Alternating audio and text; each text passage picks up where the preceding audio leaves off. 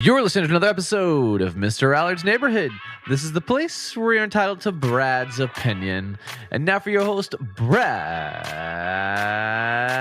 Allard. Hey, hello, everybody.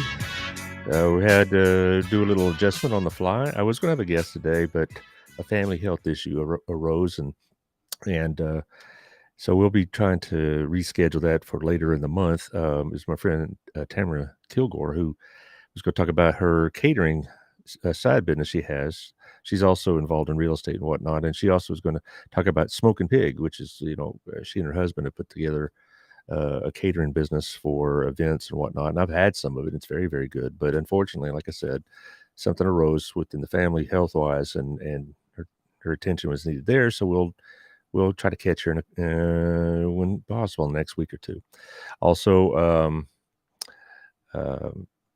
we're going to talk today about the appointment of that special counsel for Hunter Biden's escapades, if you will, and why it's so controversial, and why a lot of Republicans are saying this is just a farce. And I have to agree, a large extent of that is a lot of it is pretty much, well, it's all political as always, but it is somewhat of a farce, as was stated by National Review and Wall Street Journal, and even, I'm not even going to the Fox page because they of course are going to be very, very excited about all this. But the thing about it is, what's really made it really tough is the fact that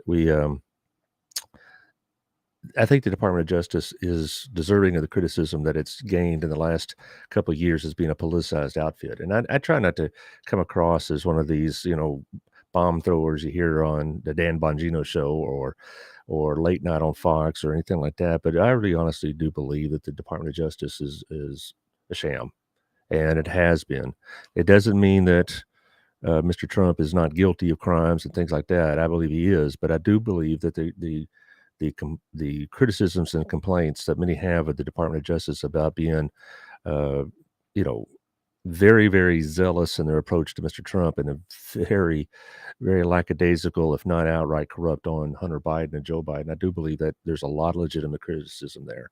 And I don't say that, hopefully over the last 4 years, I've gained your trust as a faithful correspondent here, that I try to be as objective as I can, even if I have a conservative outlook. I try to, state things truthfully, but I do in truth think the Department of Justice is, when it comes to this handling of both the Trump matters and the Biden matters, you have a definite two-tiered system of justice, and you have a situation where the many people, and not just Republicans, not just on the right, but even some of the Democrats have said they see the difference in the level of persecution or prosecution. Okay, I let that slip, but in the level of diligence and adherence to the law between the two cases.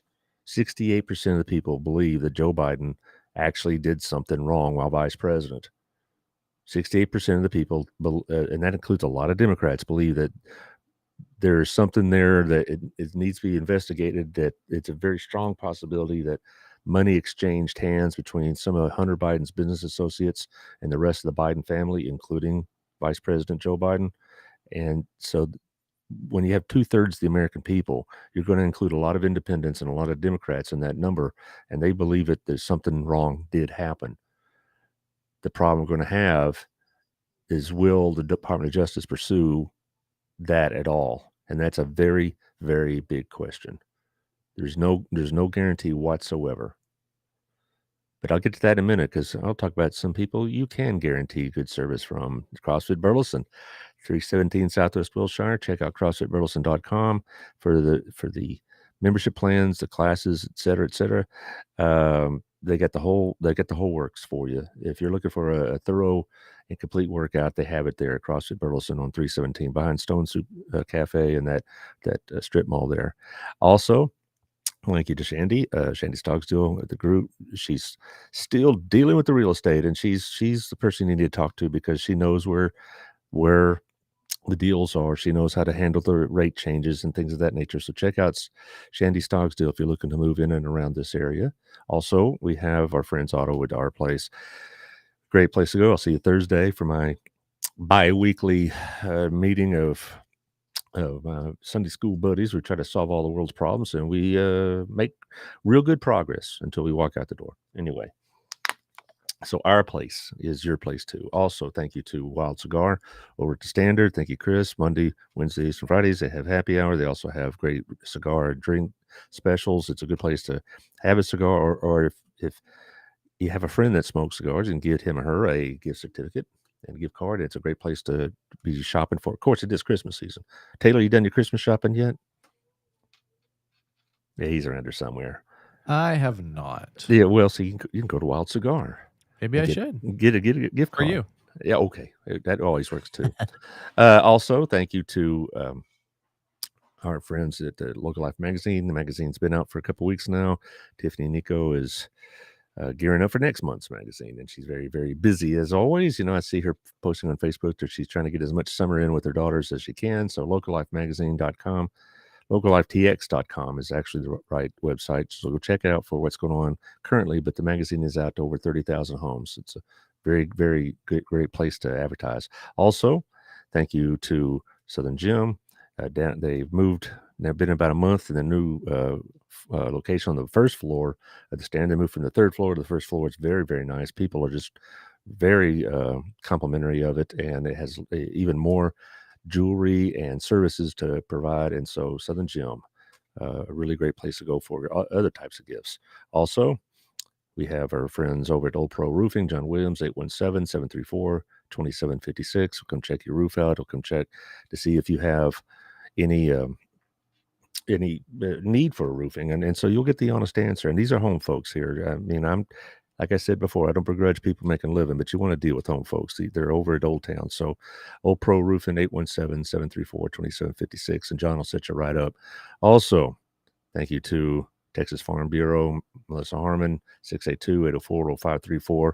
There's going to be some changes in rates and the in Texas. It's inevitable. And plus, every time we have a natural disaster like Maui, which is really, really tragic, it's going to cause it's not so much Texas Farm Bureau may have a big presence there, but it does cause other types of residual effects, like the cost of lumber and the cost of roofing and the cost of other building materials, and it affects how the rates are handled here too. So everybody, you need to have your insurance checked out. In fact, my daughter just bought some insurance for her car Friday from Melissa. So there you go. Also, thank you to Lisa and Moore Smith. If you have some of these kind of disasters, water damage or fire damage or biohazards or mold or whatnot, Lisa and Maura Smith can take care of it over at Stop Restoration. They are really, really fine people, and they get it right the first time. Their motto is. And so if you have some sort of need for environmental hazard of some sort, they can hand you with all those things. Okay. Let's see, where do we begin? Most people are kind of vaguely familiar with what's going on with Hunter Biden. And and it's been kind of a joke about, what's on the laptop and all this other business. It's no joke anymore. What they're finding in the congressional investigations and in those few media outlets that pursue with any real diligence is that there's a lot of very, very circumstantial, if you want to call it that, circumstantial evidence that Hunter Biden included his father in the business deals and used his father as not just as a reference, if you will, but as a means of sealing the deal on business deals with like Burisma and other places like that in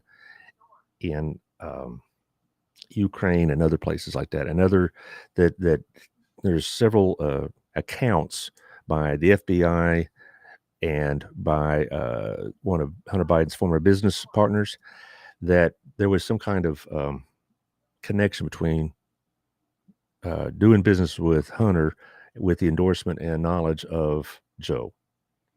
Okay. Maybe I didn't explain that well because I got a lot of distractions going on over here. But the point is that what has happened is there are several accounts that have been kind of downplayed in the media and downplayed by the Department of Justice, where that Hunter Biden is discussing business in the presence of Joe Biden, even though Joe Biden originally said, "My son did nothing wrong." and I was totally unaware of what's going on. And we never discussed business. And every time he makes those kind of comments, they have other evidence that comes out and said, well, no, that's not really true. And the media narrative has changed from Joe Biden had no idea to that he never discussed it with it. And now he's discussed. It's evident that he has discussed business and was present when business deals were being made. Now, does that mean Joe Biden got a piece of the action? Well, there was an FBI informant that said that was true, that Joe Biden got $3.5 million, and then all of a sudden, 2 weeks later, he had a business or a lunch with meeting or dinner meeting with one of Hunter Biden's associates. And this happened a couple of times, that one of these Burisma associates paid Hunter and Joe Biden $3.5 million each. This is according to the FBI confidential source within the Ukrainian government. And I can't imagine the Ukrainian government really wanting to drop the bomb on Joe Biden because he's helping support their war effort. But the point is that Joe Biden, according to this informant, received $3.5 million, and then 2 weeks later had dinner with this guy. And so the idea that he had no idea about Hunter Biden's business and he had no connection with it and all this other stuff is a lie. There's no question about it. And that his attitude of, that's my son's business and he did nothing wrong has changed dramatically. Now it's just, I think the appointment of the special prosecutor here, special counsel, is evidence of the fact that the narrative has changed to the point where they can't control it anymore, so they're going to shut it down through this special counsel. And I'll get to that in just a second, what I mean by that.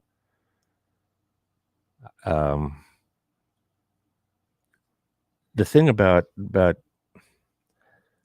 Biden family is that there's no question that the Biden family as a whole has profited greatly by Joe Biden's presence in the federal government. His brother, his sister, his daughter-in-law, even his granddaughter have all made money through Joe Biden's connections in government. Now, before we get into the whataboutism about the Ivanka and Jared Kushner and all that, I'll get to that at the end of the show. Okay, I'm not unaware of the whataboutism here, and whataboutisms kind of annoy me sometimes, but sometimes they're valid, and I'll get to that. Right now, it's about Hunter. Hunter Biden made millions of dollars being a consultant for oil companies. We had no experience in the oil industry at all. Supposedly, it was during this time that he was addicted to cocaine. This is supposedly the time he was having that child with the exotic dancer in Arkansas, that somehow people found him to be worthy enough to be placed on their board and pay him millions of dollars. Now, of course, people say, well, that's just because of his dad. Well, of course it was, but his dad has nothing to do with it. That's rubbish. There's no chance that Joe Biden did not know what was going on with his son. If he did, if that's really a true statement, he's the most obtuse man in government. And second of all, the idea that he's unaware of it came out of his own mouth in 2018. He was bragging about how he got a special prosecutor in Ukraine fired if they weren't, he's going to withhold. He basically told the Ukrainian president at that time, not Zelensky, but his predecessor, that if he didn't fire this guy, he wouldn't receive $1 billion in U.S. aid. So he used U.S. aid as a blackmail device to get this guy fired. And he bragged about it. Joe Biden bragged about it in a Council of Foreign Relations convention in 2018. So there's no chance that Joe Biden was unaware of this. Did he profit personally from it? I believe so, but I don't have enough evidence or whatever to make a case out of that. I do believe you need to have evidence before you charge people with stuff, but I believe it, not only because of the circumstantial evidence that's come up to light, but just the nature of Joe Biden himself. This idea of good old Uncle Joe serving his country is a farce. It is not true. Here's a side example of that. Yesterday, they asked him about what was going on in Maui, how tragic it was, and his comment was, no comment, while he resumed his vacation in Delaware. So this idea of Joe, Uncle Joe, Grandpa Joe being an empathetic, kindly man is bull. In fact, I read another report that his aides will not go see him individually. They all go in a group because they're so used to getting just their butts chewed by a volatile, volcanic Joe Biden that they don't want to go and face it by themselves. And they have been told under no circumstances is anybody to bring up the subject of Hunter Biden in his presence. It's an off-limits topic. And anybody that brings it up gets launched on by Grandpa Joe. Well, let's go to the special counsel. What a special counsel is meant to do is to take it out of partisan hands, so to speak, and give it to an impartial, nonpartisan investigator. And that person, he or she, is going to have pretty much unlimited ability to subpoena people and investigate all they want. They're given a staff, they're given a budget, and whatever else. The last one of note was Robert Mueller and the Russia collusion. They spent 2.5+ years finding basically very little. Okay. And even though the people at MSNBC were devastated by that news, Mueller basically said there's a lot of circumstantial stuff that doesn't look good, but there's no criminal activity that we could prove or have evidence for. I thought the Russian collusion was mostly political anyway. And I'm no fan of Trump.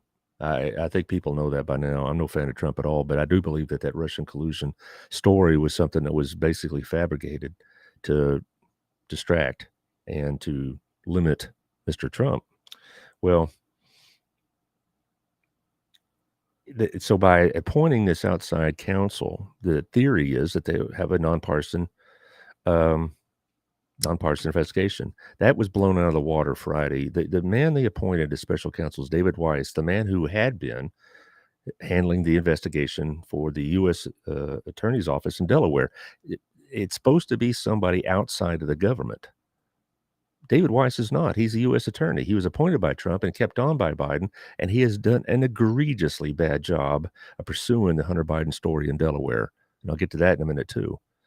He is, if he has not perjured or corrupted himself in the investigation, he's the most incompetent U.S. attorney we've ever had. But he is not outside the government. He works for Merrick Garland. He works for the Attorney General. He was appointed and confirmed by the president and Congress. And so this is what makes it nuts. I'm going to lean pretty heavily on several articles from the Times.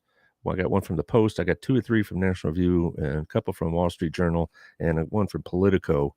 So I think I have it covered spectrum-wise. But anyway, McCarthy has the best one in the National Review. He said, I'm going to just read the quote from him. But under the regulations that Garland purports to be applying, what makes a special counsel special is that he or she is a lawyer brought in from outside the government. He emphasizes that, not just outside the Justice Department. As Section 600.3 of the regulation states, without ambiguity, the special counsel shall be selected from outside the United States government. So I don't even know how this is even legal in a sense, because, you think of Mueller. He was outside the government. He was a retired FBI director. You think of Kenneth Starr back in the Clinton days. Ken Starr was outside the government.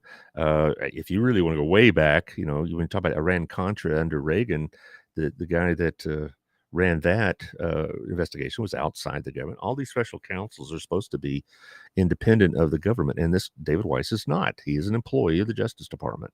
He's an employee under Joe Biden. I don't even know how, with a straight face, this is even getting by and whatnot. But anyway, I'll keep on quoting from Mr. McCarthy. The point of the exercise is to bring in a scrupulous, experienced former prosecutor who, emphasis included, who does not work for the incumbent administration, because there is a connection between the president and the investigation that creates a profound conflict of interest for the Justice Department. And so this whole investigation or this whole rather special counsel, on the face of it, is not just illegal, but it is or inappropriate. It perverts the whole purpose of having that. You're supposed to have somebody that doing this that is outside the government, who will be unattached to partisanship. Now, of course, when you have it's impossible in Washington to have somebody that is totally and completely impartial, but you do want somebody that is not going to be pressured by the government to go one way or the other. But it isn't even just how they did it, it's who they chose. David Weiss has done an egregiously terrible job in prosecuting this case. basically what he has done is done everything he can do to slow walk this case to the point where several of the major charges that I mentioned earlier have now will not be prosecutable because the statute of limitations has expired. In other words, the allegations of Hunter Biden acting as a foreign agent without registering, which is a felony, taking money and then using it to influence government, which is a felony. A lot of this happened in the years 2014 and 15 while Joe Biden was vice president. Those charges have expired by the statute of limitations. And who made that decision to slow walk it? David Weiss. David Weiss is the person who is the prosecutor in this case, who basically slow walked it to the point where now the statute of limitations has expired on some of the more serious allegations. Does that mean Joe Biden and them got away with it? Well, no, because there's alternatives in dealing with the president. There is impeachment, which I'll address in a minute, but I'd rather not go down that route just yet. But the point is that a lot of the major charges that we're talking about here will not be prosecuted because the statute of limitations expired due to lack of effort and energy by David Weiss, and now he's a special prosecutor. We're supposed to believe he's going to pick up his game or something like that. That's what drives us nuts. McCarthy goes on in several paragraphs and talks about how Weiss has done everything he can to slow walk this deal. And then what really got things really rolling was the testimony of those two IRS agents saying that they were prevented from investigating the tax cases by the Department of Justice. Now, if you need a timeline, also what is happening here, Hunter Biden and his attorneys worked out a deal with Weiss's office, and he was going to plead guilty to this really, really light deal, the sweetheart deal, as they called it, where he plead guilty to a couple of tax charges where basically he'd be fined. And then as far as the felony of applying for a gun license when you already have a felony conviction, which gets you up to 10 years, they were basically going to send him to a diversion class, basically some sort of online thing. And so all the charges were basically he wouldn't do any jail time but pay a fine and move on. You and I would never have seen that kind of deal, I promise you. But what happens here is that Weiss and his crew come up with Biden's attorneys this plea bargain, and so it goes in front of a judge to be approved. And the judge, God bless her, Mary Ellen Noriega, federal judge in Delaware, said, "This is not a fair deal at all to the American people. This is terrible." And one of the things it broke down also as well is she asked, "Will this prevent investigations of Hunter Biden in other areas?" And the defense team said, "Well, yeah, that's part of the deal is that it will drop all other investigations." And the prosecution said, "Well, we really didn't say that, and so it does leave open the possibility of future investigations." And so the whole thing broke down, and the judge basically said, "You got 30 days to get this straightened out." Well, last week the defense or the prosecution team said that they're going to go to trial. Now, when that trial happens, probably it'll be months. But the point is that David Weiss and his office would have approved of a deal had this judge not stepped in and put the kibosh on it, that would have prevented probably future investigations of Hunter Biden. It was basically going to whitewash all the past stuff that he's been accused of and pretty much protect Joe Biden from any future investigations, at least from the public. Now, not from Congress, but I'll get to that in a minute too. But the point is that Weiss was going to approve a deal that basically would eliminate any of the future possibilities of Hunter Biden being charged with any other crime, even outside of this plea bargain arrangement. And the judge, thankfully, Mary Ellen Noriega, should be Justice of the Year, Judge of the Year, said this is not a fair deal and this is not right, and so she wouldn't allow it.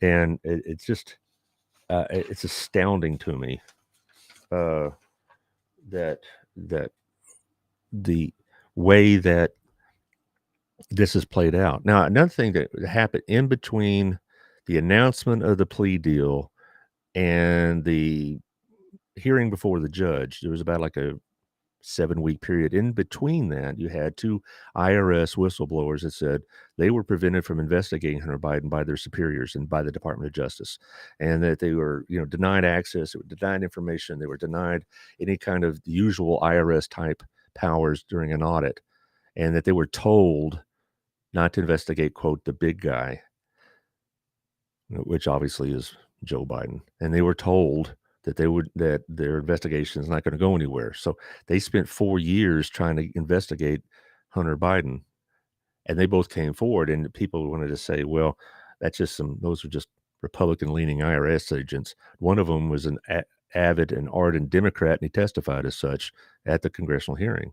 So I think that played a role in it, that people found out that, hey, investigation has not been done fairly at all.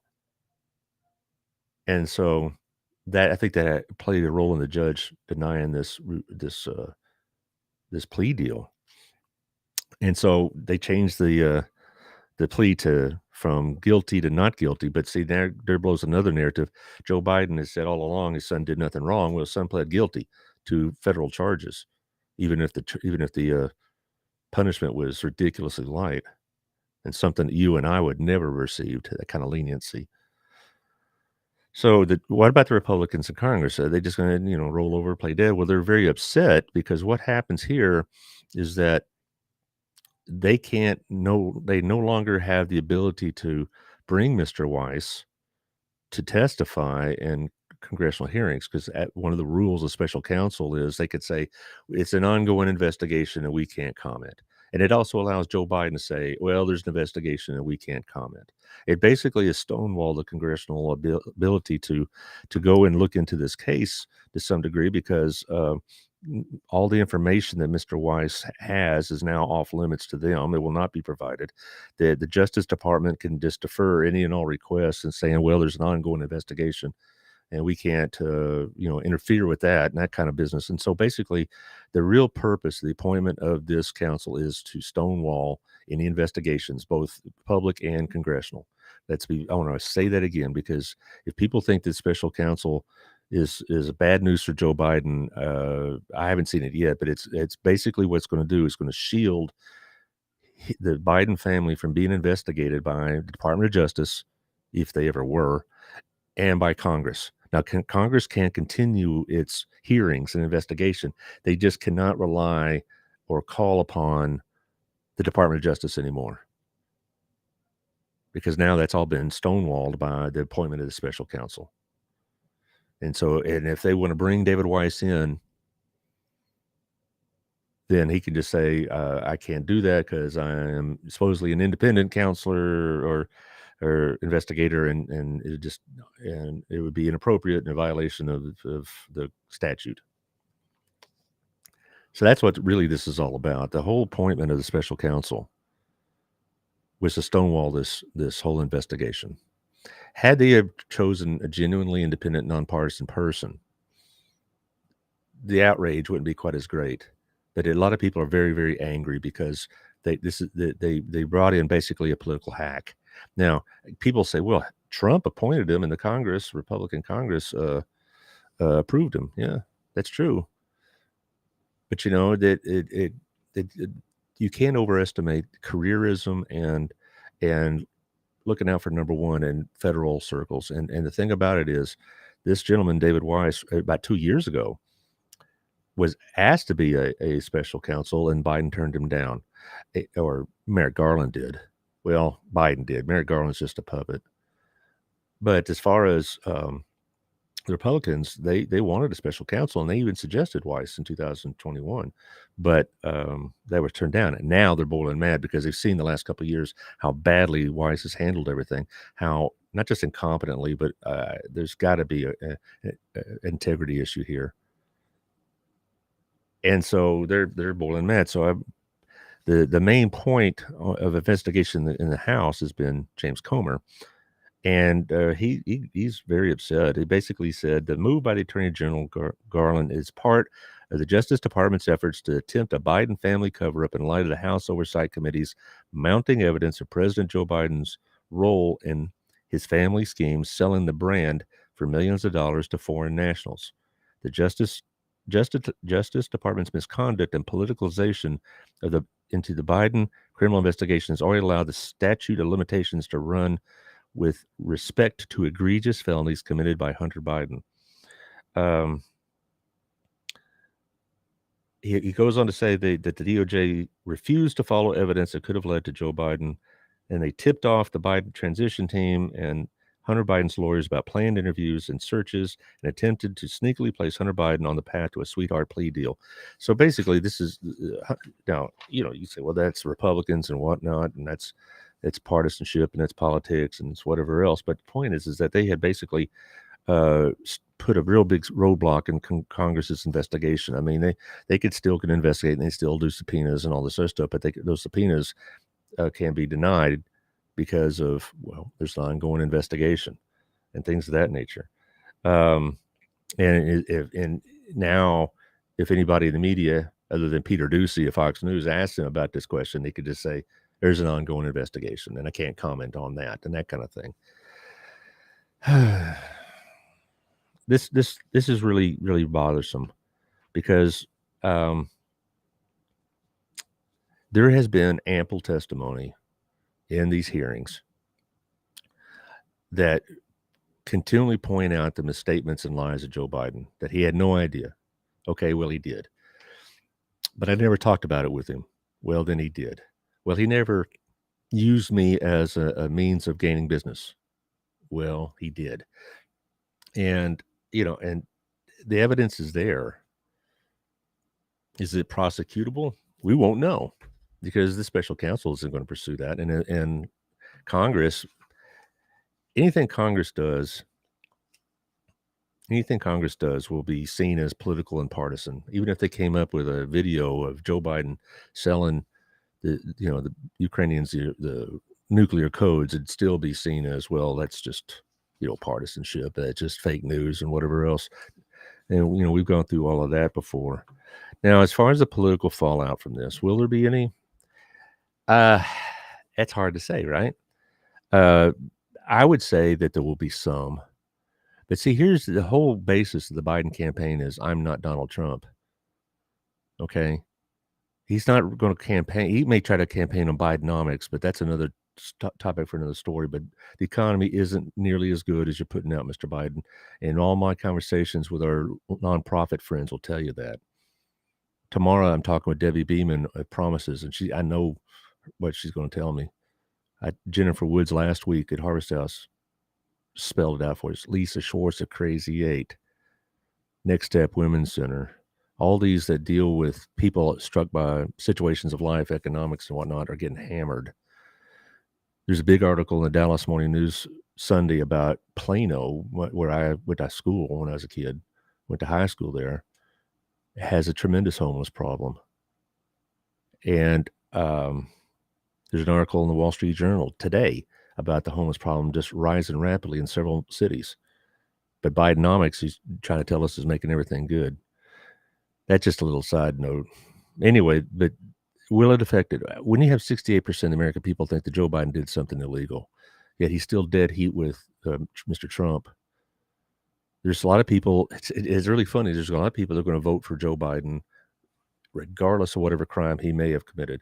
You got same thing on the other side of Mr. Trump. They don't care if he's in jail, they're going to vote for him. They don't care if he's indicted. And I'm going to get to Trump in just a second, but the short answer is tomorrow, he very well may be indicted by that Georgia grand jury for election tampering. And I believe they have pretty good evidence to bring those indictments. But the point is that because the two guys need each other, if they were running against an opponent that without all this baggage, I'd like to see how that would turn out. But because you got a lot of Democrats say, I can't stand what's going on with Joe Biden, but, or we got a lot of Republicans said, well, I think Mr. Trump is X, Y, and Z, but. And I'll probably, as we get closer to the political season, I'll talk more about that. Will this be a political liability for Mr. Biden? The liberal press says yes. The conservative press is a bit more cynical about it. But the Times here, but Peter Baker, who's an author, a journalist I do like, I've read a lot of things from Peter Baker. He basically said that the trial of Hunter Biden will not look good for the president. Also, the fact is that it's going to prolong this. Had that judge accepted that plea deal, we wouldn't be talking about this right now. You'd still have the Republicans raising Cain, but the possibilities would be limited. But he says, Mr. Baker says, it's still going to run long, and there'll be a lot of people that will still reporting on this. Also, now that you have a special investigator, it's going to be hard for Joe Biden to say it's all a partisan witch hunt kind of thing.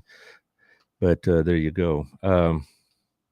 He said, so there may be some political fallout. What's interesting is there's only one Democrat, and literally one Democrat, that says this needs to be investigated thoroughly, properly, and whatnot. His name is Dean Phillips. Now, I don't know if you ever heard of Dean Phillips. I doubt it. I didn't know Mr. Phillips until a few months ago. He is a congressman from the Minneapolis area, and he's known as a fairly level-headed, not nonpartisan. They're all partisan in Congress, but non-ideological. He's a moderate Democrat. He is considering running against Joe Biden for the presidency in the Democrat primaries. He thinks it's wrong that the Democrats are not having a primary that includes debates and meeting the people and whatever else. Don't forget about Robert Kennedy Jr. He's a nut. Marianne Williamson, she's a nut. So, Democrats effectively have no primary, and he thinks that's wrong. And so you may hear the name Dean Phillips again. He may end up running for president. Now, I don't know a lot about Dean Phillips other than that, like I said, he's a moderate Democrat. The damage he would do, though, is not so much he would take the nomination away from Joe Biden. That's not going to happen unless, God forbid, some health issue, and I'm not wishing that on him. But Dean Phillips is going to point out things that the rest of the Democratic Party won't have the nerve or the character to bring up. He'll bring up a lot of things that a lot of people will not bring up in their party, and they will overlook, and they'll excuse and they'll rationalize, and they'll poo-poo it, and they'll whataboutism, and they'll say, what about Trump, and on and on and on, and they'll try to make it sound like anybody that's interested in this topic is just a partisan nut and not to be listened to, including your friendly journalist here. You want to call me that? I'm not a journalist. I'm just a guy on the podcast. But anyway, so what effect it'll have, I really don't know. I know his approval ratings, the real clear average is at 13.1 as of this morning, which is negative 13.1. He's down 13 points. That's not good. That's the lowest any incumbent president's had. Trump had better overall approval ratings at this point than Joe Biden did. Not by much, but still. Joe Biden, or whatever people want to say about him publicly, and the media or his supporters and sycophants want to say about him, he is not a popular president. A lot of Democrats can't stand him and never have, but because he does represent their only block to Donald Trump, they'll reluctantly support him. A brief word about Mr. Trump and his situation. He's probably going to be indicted again tomorrow, and the taped evidence, it's going to be pretty hard to overcome because it has him on tape, on the record, saying he wanted the Georgia Secretary of State to find around 12,000 votes. And he also is later said on tapes that, there will be repercussions if they're not found. They say that as many as 12 people could be indicted tomorrow, like including Rudy Giuliani and some of the nuts that were helping fight this campaign. So you're going to have a situation where 4 indictments at the same time. I can't even imagine that, particularly the political candidate. Now, I do believe one of them is kind of a farce. That case in New York City, I think, is kind of a farce. But I take the ones on January 6th seriously. I take the one about the documents very seriously. And I take this one tomorrow very seriously. Do I think he's guilty? I think his own words incriminated him. I don't, along with the other evidence, the photographs of documents placed on, in the bathroom and all this other stuff, the taped conversations, the testimony of people in these grand jury hearings. To me, it's indicative of the situation for Mr. Trump is that they're not really fighting on did he do it or not. What they're fighting on, was it illegal or not? So they're not arguing the facts, they're arguing the law. I read a lot of commentary about the January 6th indictments from deranged Jack Smith, according to Trump. And they were kind of like saying, well, you're prosecuting Mr. Trump on a law that was written in the 1870s, literally. And you're prosecuting him on evidence that may run into First Amendment objections. I'll let the courts handle that. But I do believe that Donald Trump was active in trying to overturn the government by force and by intimidation on January 6th. of 2021.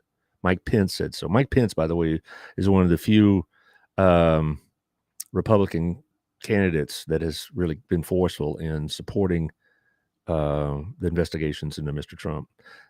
Tim Scott has said, and Ron DeSantis, a couple others have come around. Senator Scott had been more, a little bit more forceful, but he wasn't coming out with a, hollering denunciation. DeSantis finally this past weekend said there's something there that needs to be investigated and we need to, have a trial and all this stuff. But it took him a while to say that. But back to the matter is that when you're arguing the law, that means the facts are indisputable. And also they're arguing the location of where these trials are going to be taking place. The January 6th one will be in Washington, D.C. They're also arguing about the document one. It's going to be tried in Florida, but the grand jury was in D.C., and they're arguing that the D.C. is so heavily Democrat that it was impossible to get a nonpartisan, unbiased grand jury, and that these indictments are politically motivated and not factually motivated. So they're arguing that. So far, these arguments haven't gone anywhere. They're also arguing that the attorney general, the attorney that's for Fulton County, the district attorney there, not the state attorney, the district attorney there, is politically motivated, and she's using this to enhance her political career. Okay, we'll see. But the point is that when you argue the law and not the facts, that tells you something, and that's what's happened here. When you argue the venue, you argue the fairness of the process, that tells you something. They're not disputing the facts. Now, let me sum up this way. Is Donald Trump being unfairly charged and prosecuted?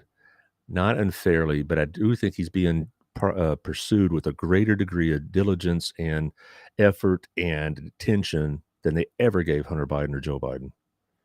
I do believe that we're not looking at a situation where the law is being equally pursued and applied. People that know me or know the show know I don't care for Donald Trump, but I do honestly believe that Mr. Trump has been pursued with a greater degree of vigor by far than what the Bidens have been. I do believe that the media, for the most part, has, except for like the Review and the Wall Street Journal and stuff like that, has not pursued it with nearly the enthusiasm they've done Donald Trump.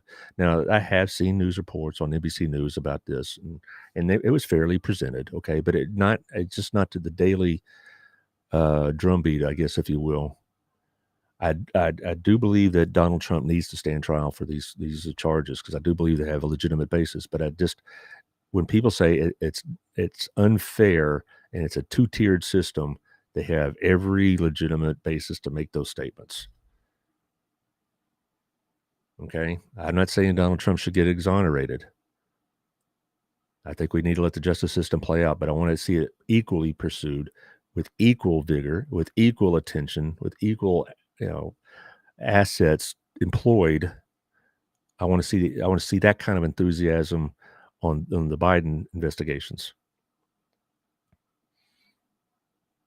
And I do not care for impeachment as a means of doing things. The first impeachment of Donald Trump I thought was basically a farce, but the second one I think is legitimate. Should Joe Biden be impeached? I don't know yet. But what you're doing here by shutting off the legal aspects of it, you're pushing it down. That's the only option left available if you want to bring any kind of justice to this situation. When they start talking about an impeachment inquiry, a lot of eyes start rolling. Oh, it's just politics. You hate Joe Biden and all this other stuff. Well, okay. But when you have a Department of Justice that has shut down the ability for investigations to take place and basically have removed that from Congress, impeachment may be the last thing on the list they have to be able to pursue this. I don't want to go through an impeachment during election season, because you'd have all sorts of political ramifications. You'd have all sorts of chaos and whatever else. But if you don't have a legitimate Department of Justice investigation, if you don't have if you have a spineless and weak Merrick Garland Attorney General, if you have a spineless and weak David Weiss, the special counsel, you may be pushing the situation that is the only option left. and they're going to take it. Maybe before the election, maybe after the election. Depends if the Republicans still hold the House. To sum this up, I recently, about 3 months ago, I read a book on Watergate, and they all yelled and hollered, "This is worse than Watergate." Well, you're talking about the Bidens in particular. First of all, when it came to Watergate, you had in government people of character. Even if they worked for the administration of Richard Nixon, they refused to impugn themselves. Attorneys general. You had 3 that resigned during the course because Nixon was putting pressure on them to do certain things, and they wouldn't do it. The IRS was told to investigate some of Nixon's accusers. They wouldn't do it. So what protected us from Richard Nixon's hair pulling and carrying on was we had in place in the government in the early 70s people with integrity. We don't have that anymore. It's so politicized that the Department of Justice that's a oxymoron. Merrick Garland is not anything like the attorneys general that defied Richard Nixon. He's basically just, a sock puppet. You have people in the IRS being told not to investigate certain people. That didn't happen in the early 70s. So what brought Watergate about, what brought Richard Nixon down, wasn't just the accumulation of evidence in a Congress that was pursuing the matter, and you had Republicans that, after they were shown the evidence, began to come around and admit that this is going to happen. There's a reason why Nixon resigned, because he no longer had Republican support. I can't envision that now. I can't envision any Democrat, no matter what evidence is presented, is going to agree that Joe Biden committed a crime and needs to be impeached. Just like I don't see hardly any Republicans saying that Mr. Trump needs to be tried or at least investigated as well. The cowardice of both political parties in terms of their leaders is damaging this country as much as anything else. I really, really have a very, very poor opinion of Congress, and I have had one for a long time. And this is why. The Democrat Party is willing to excuse anything Joe Biden does. The Republican Party is willing to excuse anything Donald Trump does. And this is a situation we have left. We do not have men and women of character and courage in our leadership in the U.S. Congress. We don't have anybody on either party that's willing to say about their own leadership, this is wrong and we need to look at it. They're willing to buy any lie, any excuse, any rationalization, any statement just to, hang on. Sorry. They're willing to say anything that will exonerate their particular leader. And we, American people, are paying the price for it. We're paying the price for it. So bear that in mind when we get closer to a political season. Ask our members of Congress, why are you turning a blind eye to these things? And why are you focusing on the other team so much that you excuse your own team in all sins? Joe Biden, I think, is guilty. Donald Trump, I think, is guilty. And they both need to be pursued with equal attention, vigor, and enthusiasm. So that's all I have to say about that. Anyway, tomorrow I have Debbie Beeman, like I said, from Promises. We'll be talking about that. Also, Thursday, we have Erica Byers with Reach Across Johnson County. We're going to be talking about that RISE seminar coming in early October, about mid-October. That's good enough. And we'll be talking about, the services and their needs as well. It's... one of the aspects of this particular endeavor I do is I get to see things on a pretty global basis, and the needs are growing, and we need to respond, friends. It's happening. Taylor, you still with me there, bud? I am here, bud. And, all right, we'll be there in the studio, like I said. I hope you share this with friends. I feel better now. I need to get that off my chest, but it just I hope this helps clarify some of the things that have been going on in media. So thank you for listening, and I'll see you tomorrow.